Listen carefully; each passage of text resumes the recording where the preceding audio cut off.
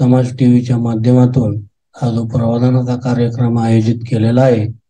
1 जानेवारी 1818ला पेशवाई नष्ट झाली आणि ती 500 महारांनी नष्ट केली असा इतिहास असताना कोणीतरी लुंगे तुंगे येतात, काहीतरी भोगतात आणि भाकड कथा जोडून त्या लोकांसमोर संभ्रम निर्माण करण्याचा प्रयत्न केला जातो की या देशातली ब्राह्मणी वृत्ती आपल्याला भविष्यकाळात ठेचावी लागणार आहे. त्यासाठी आपल्याला फार मोठ्या जोमाने प्रयत्न करावे लागणार आहेत आणि त्यासाठीच बाबासाहेबांनी म्हटलं होतं, गुलामाला गुलामीची जाणीव करून दिल्याशिवाय तो बंड करून उठणार नाही. परिस्थिती अशी आहे की आज मूलभूत विषयाकडून लक्ष वळवण्यासाठी एक ब्राह्मणांनी आणि उच्चवर्णीयांनी रचलेलं हे षडयंत्र आहे की ज्या भ्रामक गोष्टी समाजापुढे आणायच्या आणि त्यातून मूलभूत प्रश्नांकडे जे तुमचं लक्ष आहे ते विचलित करण्याचा प्रयत्न केला जात आहे. आज परिस्थिती अशी आहे, देशातल्या शैक्षणिक संस्था नामशेष होण्याच्या मार्गावर आहेत.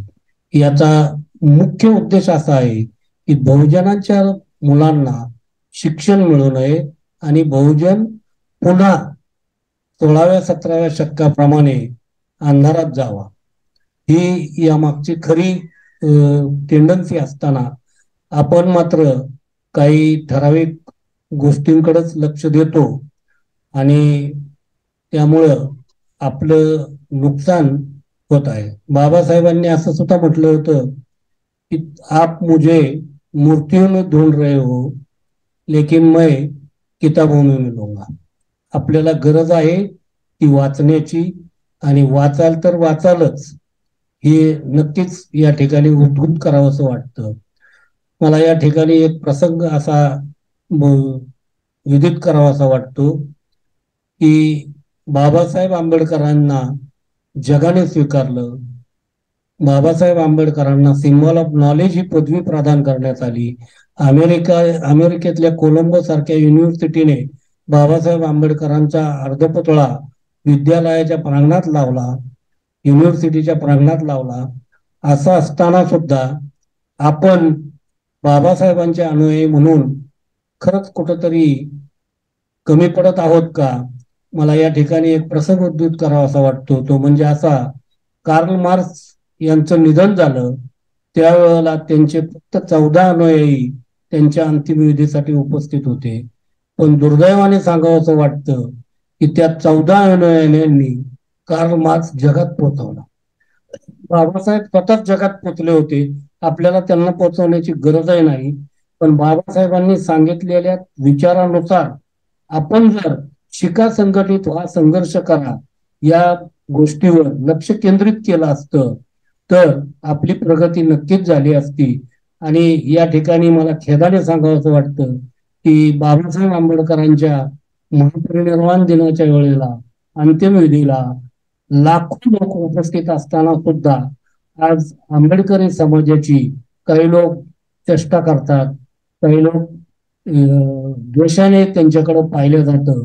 तेव्हा या बाबी सगळ्या समूळ नष्ट करायच्या असतील तर बाबासाहेबांचा मूलमंत्र शिका, संघटित व्हा, संघर्ष करा हे आत्मसात करणं गरजेचं आहे. बंधू आणि भगिनींनो, मी आपणास या ठिकाणी आणखी एक उद्घोष करू इच्छितो.